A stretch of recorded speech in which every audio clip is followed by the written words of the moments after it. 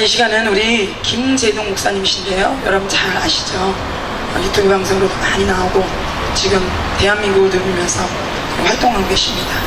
오늘 나오실 때에 우리 할렐루야를 화답하고 이 말씀이 불이 되고 칼이 되고 능력이 되어서 우리의 심령 골수에 새겨져서 여러분들이 능력자가 되어서 기대를 변화시키는 그런 귀한 역사가 일어날 줄 믿습니다. 우리 할렐루야로 환영합니다. 할렐루야.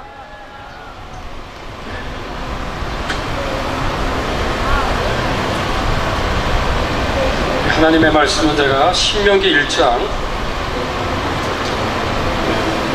한 구절을 제가 봉독하겠습니다.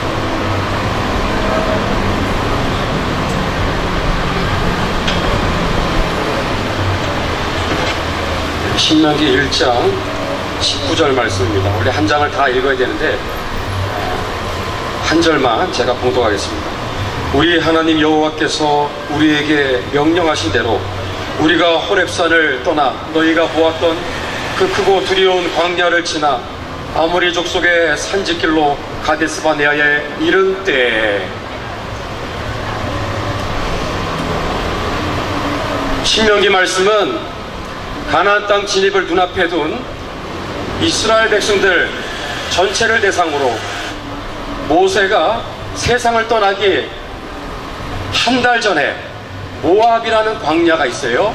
그 모압 광야에서 한 달 동안에 걸쳐서 이스라엘 백성들한테 전한 말씀 전체가 신명기 말씀입니다. 그런데 신명기 1장을 보게 되면 제목을 딱 이렇게 말할 수 있어요.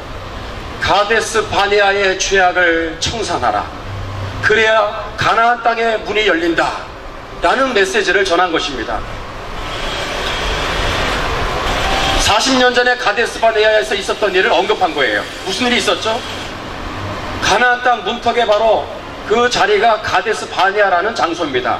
바로 그 장소에서 이스라엘 백성들은 믿음으로 들어가면 가나안 땅에 들어가는 거예요. 그러나 하나님을 불신앙했고 그리고 모세와 아론을 원망불평했습니다. 하나님의 진노를 받아 40년 동안 광야를 유리방황하는 그러한 심판을 받게 되었다는 거예요. 세월은 흘러 40년이 지난 후에 모세는 다시금 이스라엘 백성들을 이끌고 가나안 땅 바로 문턱이라고 할 수 있는 가데스 바네아에 서 있습니다. 모압 광야에 지금 서 있어요. 그때 그가 전한 말씀의 핵심은 뭐냐? 너희들이 40년 전에 범했던 가데스 바네아의 죄악을 청산하라는 거예요. 그래야 가나안 땅에 들어갈 수가 있다라는 말씀을 전하고 있는 거예요.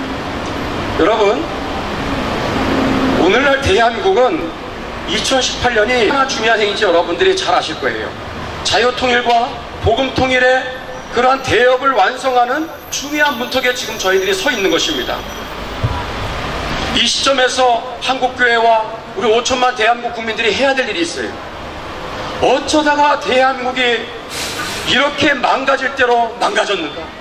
어쩌다 대한민국이 이렇게 병들 대로 병들게 되었는지 그 근원적인 뿌리를 되짚어서 그 죄악의 고리를 끊어야만 자유통일과 복음통일의 그 길로 진입해 들어갈 수 있다는 거예요. 만약에 이걸 하지 않으면 우리나라는 망국의 길로 들어가게 되는 것입니다. 대한민국의 가데스 바네아 사건이 무엇일까요? 이 질문과 함께 오늘 저는 설교를 중요한 내용을 여러분한테 전하려고 합니다. 올해는 자유 대한민국이 건국된 지 정확하게 70년이 되는 역사적인 해입니다. 그러나 이 자유 대한민국의 건국을 기념하는 사람들이 누가 있습니까? 소수의 몇몇 사람들과 단체들을 제외하고는 전혀 기념하지 않고 있습니다. 오히려 대한민국의 건국을 1919년 상해 임시정부 수립일을 건국일로 주장하는 자들이 더 많습니다. 여러분한테 묻습니다. 대한민국의 건국이 언제죠? 1919년입니까? 아니면 1948년 8월 15일입니까?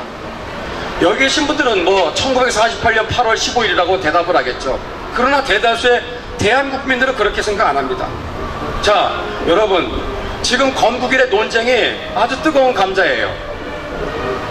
왜 대한민국의 건국이 1919년이라고 주장하는가? 거기에는 숨은 굉장히 무서운 의도가 숨어 있다는 사실을 아십니까? 이것은 대한민국의 명운을 가르는 가장 영적 싸움의 치열한 싸움의 바로 지금 핵심이에요. 그 내막을 제가 여러분한테 설명을 드리는데, 제가 이제 여러분한테 드리는 내용은 설교이면서도 하나의 특강입니다. 굉장히 중요한 내용을 이제 전하려고 해요. 왜 대한민국의 자유민주주의 체제를 부정하는 세력들은 48년 8월 15일 건국을 부정하고 왜 집요하게 1919년을 건국일로 주장할까? 거기엔 다 이유가 있는 거예요. 자, 1919년 4월 11일에 상해 임시정부가 수립됩니다. 처음에 출발은 괜찮았어요. 헌법에 해당하는 헌장을 제정합니다. 제1조에 보면 뭐라고 되어 있느냐, 대한민국은 민주공화제로 함, 그렇게 되어 있습니다. 그러다가 1919년 9월 11일이 되었을 때 7개나 되는 임시정부를 하나로 통합합니다. 그 통합된 바로 임시정부는 바로 서울 여기에 조금만 걸어가면 여러분들이 잘 아시는 바로 고신각 저 장소, 종각 장소가 바로 한성정부가 수립된 장소예요. 그 한성정부의 정통성이 있다. 그래서 나머지 6개는 다 없애버리고 한성정부로 통합을 시킨 거예요. 그게 1919년 9월 11일에 있었어요. 그러나 일제의 그러한 혹독한 탄압의 그러한 상황 속에서 독립운동을 할 수 없으니 거점을 안전한 곳으로 옮기자 해서 상해로 옮긴 것 뿐입니다. 정확한 명칭은 사실은 한성정부로 대한민국 임시정부가 7개가 통합이 된 거예요. 그래서 정확한 명칭은 대한민국 임시정부인데 그 안에 괄호 열고 통합이라고 붙여야 돼요. 통합된 대한민국 임시정부가 되는 것입니다. 지금 대한민국 임시정부 그러면 그것을 우리는 그렇게 말을 해야 정상인데, 많은 사람들은 오로지 상해 임시정부예요. 상해 임시정부가 존속된 기간은 고작 5개월 뿐입니다. 그리고 9월 11일부로 역사에서 사라진 거예요. 더 이상 얘기하면 안 되는 거예요. 그리고 통합된 대한민국 임시정부에서 1925년 그리고 4월 7일이 되었을 때 헌법을 개정합니다. 제1조에 뭐라고 되어 있느냐, 대한민국은 민주공화국이다 라고 정확하게 앞으로 세워질 나라의 건국이념을 자유민주주의 국가로 천명하였습니다. 여러분, 헌장 또는 헌법은 굉장히 중요한 거예요. 그 나라의 미래를 결정하는 국가 내비게이션입니다. 헌법 잘못 만들어서 불행한 나라들이 수두룩합니다. 근데 우리 임시정부에서는 국가의 미래 청사진인 헌장과 헌법을 끝내주게 잘 만들었어요. 이 대한민국이 앞으로 세워질 나라의 건국이념은 사회주의 공산주의 국가가 아니라 자유민주주의 국가임을 정확하게 천명을 하였습니다.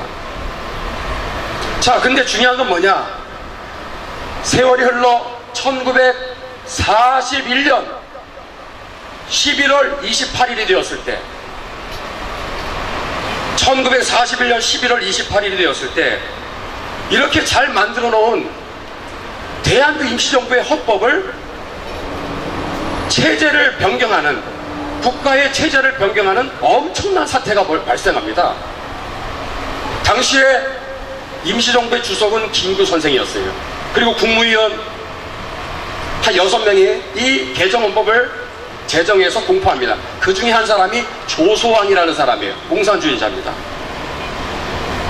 대한민국의 정말 자유통일, 복음통일의 이 중요한 문턱 앞에서 우리가 청산해야 될 중요한 역사의 과오가 이때부터 시작됩니다. 잘 들어보세요.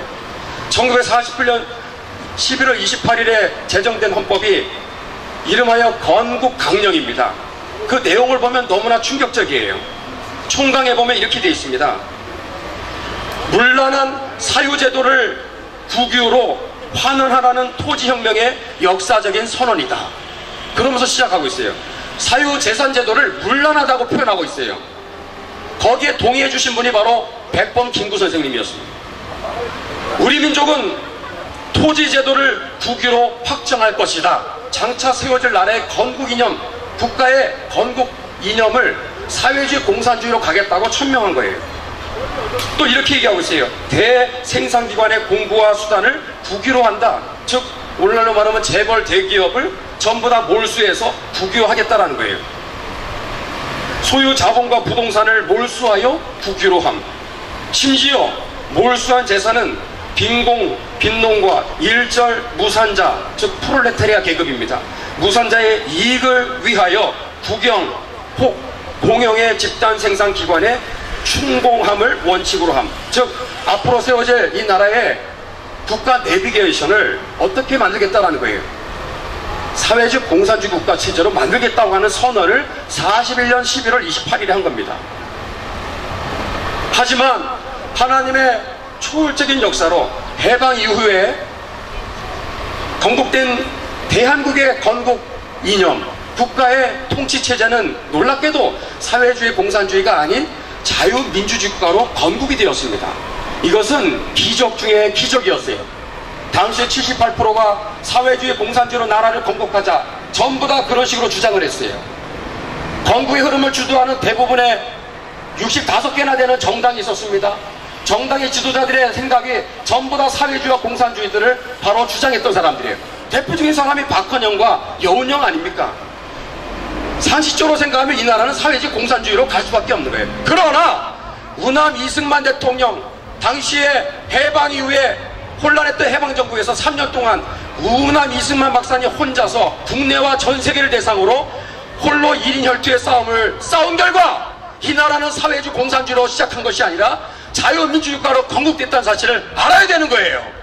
감사히 생각해야 되는 것입니다. 실로 기적이라 할 수 있는 대반전의 역사였어요. 그렇게 해서 40년 동안 나라가 잘 왔어요. 그런데 또 다른 가데스바네아의 또한 역사적인 과오가 또 발생합니다. 그게 오늘 제가 말씀드리고 싶은 설교의 핵심이에요.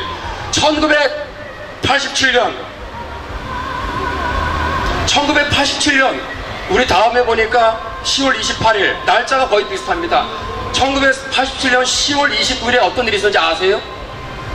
이 잘 만들어 놓은 자유민주주의 국가 헌법을 국채를 변경하는 엄청난 일이 그때 있었어요. 원래 우리나라 재헌헌법에 여러분 총강 제1조에는 대한민국은 민주공화국이다, 즉 자유민주주의 국가임을 선언한 거예요. 잘 왔어요. 40년이 되었을 때 어떤 일이 있었습니까? 87년 10월 29일에 헌법을 9번째 개정하면서 헌법 전문에 지금까지 1차, 2차, 3차, 8차까지 한 번도 없었던 희한한 단어 하나를 거기다가 쑥 집어넣어요. 그게 뭐예요? 법통이라는 단어입니다. 법통. 지금까지는 어떤 헌법에 문구가 있었냐면 대한민국은 3.1운동 정신으로 대한민국의 이 정체성을 3.1운동의 독립정신을 계승하는 나라라고 그렇게 문구에 되어 있어요. 3.1운동의 독립정신을 계승한다고 되어 있어요. 근데 87년이 되었을 때 헌법을 어떻게 뜯어고쳐요? 3.1운동으로 건립된 대한민국 임시정부의 법통을 계승한다라고 되어 있어요. 듣도 보도 못한 법통이라는 단어가 들어갔다는 거예요. 이게 대한민국을 사회주의 공산주의 적화통일로 이끌어가는 트로이 목마였다는 사실을 아는 사람은 아무도 없었어요. 87헌법은 사회주의 헌법 조항이 또 들어갑니다. 119조 1항에는 이 나라는 시장경제 체제다 그렇게 말해놓고 119조 2항에는 뭐라고 되어 있어요? 경제민주화라는 존재하지 않는 그런 단어를 거기다 집어넣은 거예요. 어떻게 시장경제체제와 사회주의가 함께 갑니까? 그런 어마어마한 헌법에 있어서는 안 되는 경제민주화, 즉 사회주의 개념의 조항을 추가시킨 거예요. 87헌법이 뭐냐? 87헌법은 한마디로 뭐냐? 1941년 11월 28일 임시정부 건국강령에 침투해 들어갔던 사회주의 공산주의 망령을 되살려낸 악법 중의 악법이 87헌법입니다. 대한민국 임시정부의 법통을 계승한다는 표현은 이 나라의 국가 이념에, 즉 국가의 통치체제의 그 근간을 어디에다 두겠다라는 거예요. 48년 8월 15일에 자유민주주의 국가로 천명한 재헌헌법에 기초를 두는 것이 아니라 41년 11월 28일에 국채 변경을 했던 사회주의 공산주의의 바로 헌법에 기초를 두고 그 뿌리를 두고 이 나라의 국가의 미래를 끌고 가겠다고 하는 어마어마한 소리예요. 이 대한민국을 공산하겠다고 하는 정치적인 목적을 이루기 위해서 역사적인 명분과 당위성을 1941년에 임시정부가 변경했었던 헌법의 그 개정조항을 끌고 들어오는 거예요. 그러니까 1919년에 대한민국의 건국이 100주년이라고 주장하는 그 목적에 숨은 저희가 뭐예요? 대한민국 임시정부는 처음에 잘 만들었다가 41년이 되면서 그게 마지막이거든요. 마지막 최후의 개정된 헌법이 그게 바로 그 국가 정체성이에요. 그러니까 대한민국의 임시정부 법통을 계승하겠다는 것은 사회주의 공산주의 국가로 이 나라를 만들겠다고 하는 바로 이적 선언문입니다. 이적 선언문. 법통이라는 단어 하나가 자유 대한민국 말살을 위해 헌법의 교묘히 침투에 들어오므로 이게 트로이 목마입니다. 이 문구 하나 때문에 지난 30년 동안 대한민국의 기본적인 가치 질서가 무참하게 짓밟히고 뿌리째 흔들리는 그런 어마어마한 사건들이 계속해서 일어난 거예요. 대표적인 얘기를 좀 드리겠습니다. 이듬해인 1988년에 여러분 어떤 일이 있었는지를 아셔야 됩니다. 1988년 2월에 우리법 연구회가 발족이 됩니다. 1988년 5월에 민주사회를 위한 변호사 모임이 발족됩니다. 민변 아시죠? 그리고 88년 5월에 같은 달에 한겨레 신문이 창간이 되는 거예요. 에스더와 지금 또 에스더뿐만 아니라 한국교회를 지금 향해서 선전포고를 한 한겨레 신문이 1988년 5월에 창간됩니다.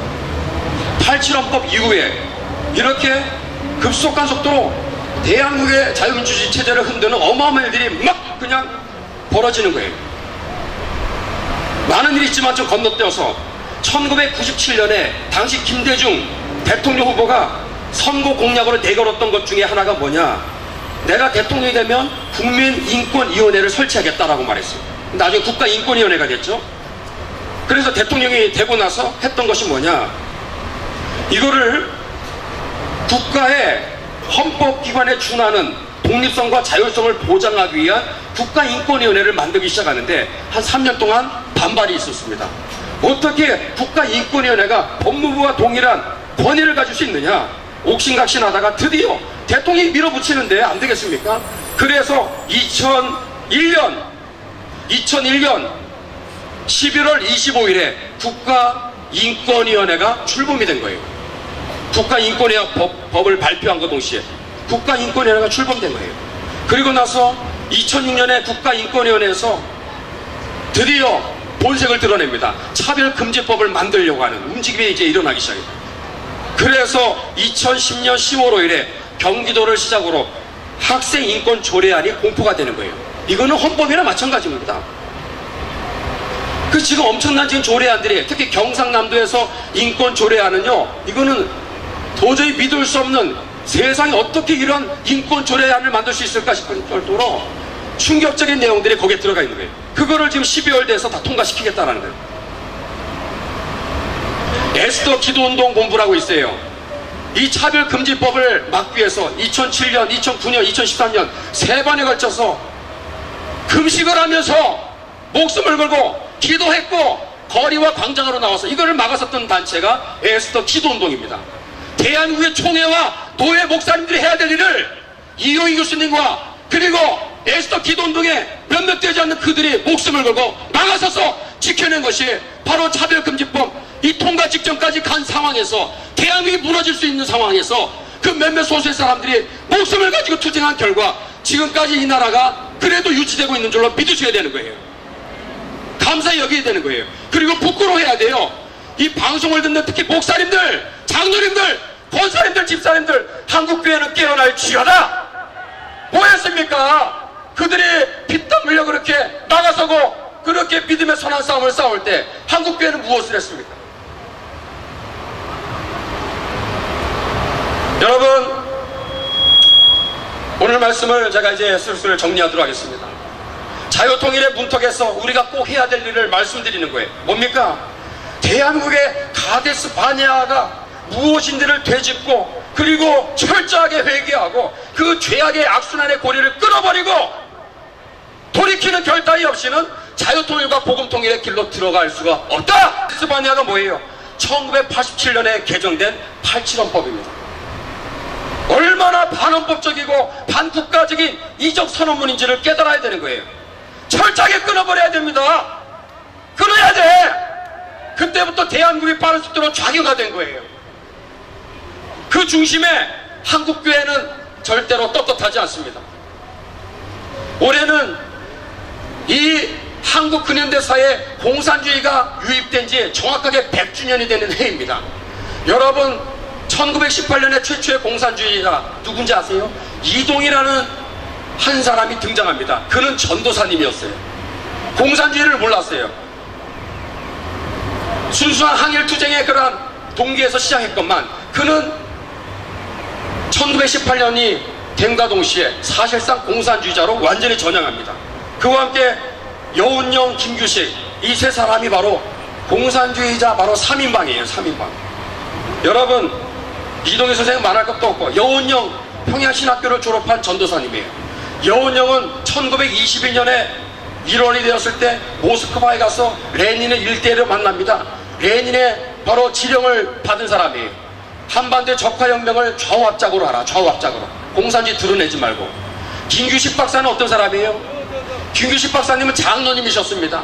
김규식은 정체가 뭘까요? 뼛속 깊이 공산주의자라는 사실을 아셔야 됩니다. 1922년에 여운형과 함께 모스크바에 갑니다. 그때 그 한 10일 동안에 있었던 공산당 대표자 대회였어요. 김규식이라는 이 장로님이 뭐라고 연설했는지 아십니까? 소비에트 연방공화국 만세, 프롤레타리아 혁명 만세라고 외쳤던 사람이 김규식입니다. 한반도에 공산주의가 들어오게 된 그 유입 경로는 바로 상해에 있었던 여운형 계열의 바로 공산당 조직과 그 다음에 이동희 선생의 공산당 조직이 대표적입니다. 그리고 일본에서 있었던 조봉환 선생 계열의 당시 유학생으로 있었어요.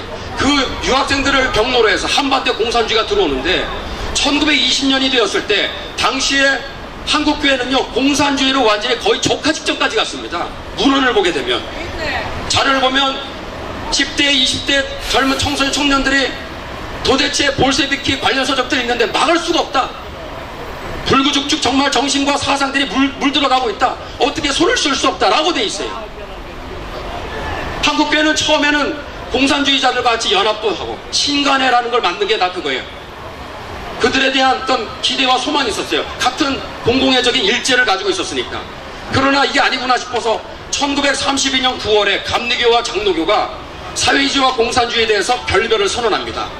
일제의 혹독한 탄압이 가세해서 국내에 잔입했었던 이 공산주의자들이 전부 다 간도로 갑니다.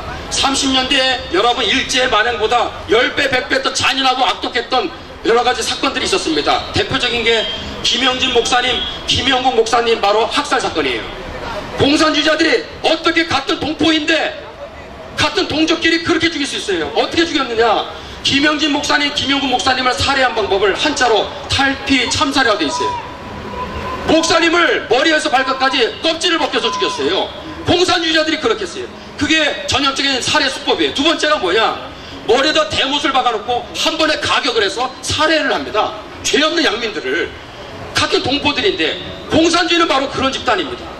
1946년 해방 후 첫 번째 최초의 공산폭동이 대구 시열폭동이에요. 대구 시열폭동에 여러분 주동자들이 누굽니까? 거기에 핵심 인물이 바로 최문식이라는 목사였어요. 목사라는 사람이 좌익 세력들을 끌고 경찰들을 족족 붙잡고 학살하기 시작한 거예요. 저는 몇 주 전에 탐방을 갔습니다.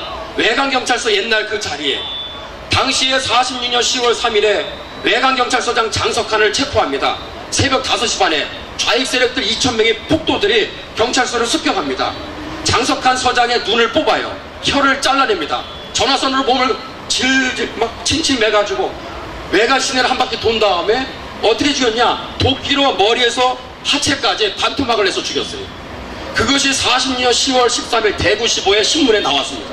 그게 공산주의죠. 어제는 10월 19일이었어요. 70년째를 맞이하는 여수 14인대 반란입니다. 여수항쟁 쓰지 마세요. 민주항쟁 아닙니다. 민중공개 아닙니다. 철저한 그것은 좌익 남로된 세력들에 의해서 발생한 철저한 반국가 투쟁이었어요. 그래서. 예? 몇 명이 죽은지 아세요? 아니, 이 여수 14인대 반란의 여러분 핵심 문자가 누군지 아세요? 이재복이라는 목사였어요. 영천 제일교회를 담임하고 있었던 그 사람이 공산주의자였어요. 일주일 동안 여수, 순천, 광양, 구례, 벌교를 공산세계로 만들었습니다. 7천여 명의 죄 없는 양민들을 죽였어요. 어제 KBS에서 국군이 죄 없는 양민들을 학살했다. 물론 진압 과정에서 도를 넘는 그러한 잘못된 부분도 있겠죠. 그러나 본질은 그게 아니에요. 여러분, 차량이 경미한 이러한 접촉사고가 나도 네가 잘못했냐 내가 잘못했냐 따지지 않습니까? 사람이 7천 명이 죽었어요. 어떻게 죽었느냐? 다 처참하게 죽었어요. 누가 죽였어요? 이 사건의 본질은 좌익 세력들과 남노당원들이 일으킨 바로 이것은 반국과 반란입니다. 반란. 이런 일들이 막 일어나기 시작해요. 그러다가 50년 6월 25일 6.25 전쟁이 발발하면서 우리 대한민국민들은 드디어 이 공산주의의 정체를 알게 되면서 철저하게 반공으로 돌아서죠. 그러나 지금 말씀드린 대로 8.7원법과 함께 한국교회에도 여러분 급속한 속도로 작용하게 되었다는 사실을 잊지 말아야 됩니다. 말씀의 결론을 맺으면서 교회 안에 목사님들 뿐만 아니라 어떤 기독교의 탈을 쓴 단체들 제가 거명은 굳이 하지 않겠어요. 이거는 아닙니다. 88년에 봉수교회를 세워져서 30년 동안 김일성, 김정일, 김정은의 달러 창고 유입 경로인 봉수교회를 북한 선교 이름으로 가서 설교하고 축도하고 2천만 원 돈을 주워가면서 김일성 그 재단 앞에 가서 바알 우상 숭배와 똑같은 망나니 짓을 한 것에 대해서 철저하게 회개해야 되는 거예요. 회개해야 돼. 6.15 14선언을 주장하는 목사님들 회개할지어다. 연방제 통일방안으로 가는 이것은 적가통일의 중간 단계일 뿐입니다. 속지 마셔야 됩니다. 거짓된 평화 공세에 눈이 열릴지어다. 말씀을 맺겠습니다. 여러분들, 저는 기도 제목 오늘 세 가지를 나누고 싶고 함께 기도하고 싶은 거예요. 첫 번째는 뭐냐? 올해로 공산주의 역사가 100년입니다. 이 지긋지긋한 이 악순환의 고리를 이제 끊어야 되지 않겠습니까? 100년 동안 한반도를 덮었던 이 대한민국의 제도권을 다 장악했어. 군대도 장악했어요. 교회마저 지금 점령되고 있습니다. 100년 맞이하고 있는 한반도의 이 공산주의의 망령들의 주체사상의 망령이 예수의 이름으로 무너질지어다. 공산주의 주체사상의 모든 경관지들이 예수의 이름으로 깨어질지어다. 박살나야 돼. 두 번째, 악의연합은 깨어질지어다. 악의연합이 깨어져야 돼요. 정치권은 말할 것도 없고 한국교 안에 북한을 추종하고 심지어 주사파 세력들이 있습니다. 아셔야 돼요. 지금의 상황은 6.25 때 낙동강 방어선 전투보다 더 참혹합니다. 우리 기도해야 돼요. 이 모든 악연합이 깨어지게 하여 주시옵소서. 세 번째, 한국교회의 눈을 가리고 있는 거짓과 미혹은 예수의 이름으로 끊어질지어다. 깨어질지어다. 우리 같이 한번 두 손을 들어보겠습니다. 이 시간에 주여 삼창하시면서 가만히 계시지 마세요. 이 방송을 보는 분들도 그냥 듣고 그냥 끝내지 마시고 기도하셔야 돼. 세 가지 놓고 같이 우리 주여 삼창하시면서 우리 잠시 잠깐 기도하겠습니다. 기도합니다. 주여, 주여, 주여. 하나님 아버지, 대한민국의 2018년이 자유통일과 복음통일로 가는 그 중요한 정말로 발판이 될지, 아니면 이 나라가 망국의 길로 가는 그러나 정말로 망국의 분기점이 될지 중요한 기로에 저희들이 서 있나이다. 아버지 하나님, 대한민국의 가데스바네와 같은 하나님을 정말로 반역하고 자유민주주의를 정말로 무너뜨리려고 했었던 이악한 지난날의 역사들을 잠시 우리가 살펴봤습니다. 아버지, 87년에 제정된 이 8.7헌법의 이 실체를 정확하게 알게 하여 주옵소서. 자유민주주의와 시장경 체제를 부정하고 이 나라를 정말로 사회주의 공산주의로 끌고 가려고 하는 이 망국의 역사가 지난 30년 전부터 급속한 속도로 이렇게 온 나라에 이렇게 퍼져가고 있습니다. 아버지 하나님, 기도하오니 30년 그리고 100년을 맞이하고 있는 이 공산주의와 사회주의의 망령들이 하나님의 전능하신 능력 안에서 이것이 이제 깨어지고 무너질 역사가 일어나게 도와주시옵소서. 우리 입으로 등으로 어떻게 할 수 없습니다. 정치권도 다 아버지 무너졌습니다. 경제도 무너지고 있고 안보도 무너지고 있고 아버지 군대 조직마저 이렇게 점령되고 있습니다. 교육도 처참하게 무너졌습니다. 한국교회마저 이렇게 무너져가고 있습니다. 주님, 이 나라를 불쌍하게 여주시옵소서. 비록 집권의 조국 대학교 아버지 여기 있는 분들이 불씨가 되어서 아버지 하나님이여 목숨을 싸우게 하여 믿음의 선한 싸움 싸우게 하여 주시옵소서. 이 자유통일의 복음통일의 문턱 앞에 서 있는 이 2018년에 우리 한국교회를 깨워주시사 저들의 눈을 가리고 있는 모든 거짓과 미혹이 열리게 하여 주시옵소서. 깨어나게 도와주시기를 기도하옵나이다. 살려주시고 우리를 구원하여 주옵소서. 불쌍히 주시기를 기도드려 아버지 기도하겠습니다. 아버지 하나님, 정말 이 좋은 일기 날씨 속에서 나라 위하여 우리가 기도할 수 있는 시간 주신 것을 감사합니다. 아버지, 나라도 지킬 수 있을 때 지키게 하여 주시옵소서. 아버지여, 대한민국의 이 중요한 2018년이 자유통일, 복음통일로 가느냐 아니면 주저앉느냐 기도에 저희들이 서 있습니다. 이때 모세를 통하여서 주셨던 말씀처럼 우리 대한민국의 역사 가운데 카데스 바네아의 이 아버지 반역의 사건들을 되짚어보며 철저하게 회개하며 끊어버리는 국가적인 그런 결단이 있게 도와주시옵소서. 자유민주주의 국가로 세워진 나라인데 아버지, 우리도 모르는 사이에 이 나라의 정체성과 국가 이념이 사회주의 공산주의의 이러한 조항을 계승하는 이러한 잘못된 정말로 개정이 지난 30년 전에 있었습니다. 그것이 바로 이제 다음 주 이제 오게 되는 10월 29일입니다. 하나님 아버지여, 국민들의 눈을 열어주시옵소서. 이 죄악을 끊어버리게 도와주시옵소서. 100년을 정말로 맞이하고 있는 이 공산주의의 망령이 이제는 한반도에서, 대한민국에서 이제는 완전히 떠나가게 하여 주시옵소서. 그 시작이 여기에 모인 기도 모임으로부터 이제 일어나게 도와주시옵소서. 예수 그리스도의 이름으로 기도드리옵나이다. 아멘.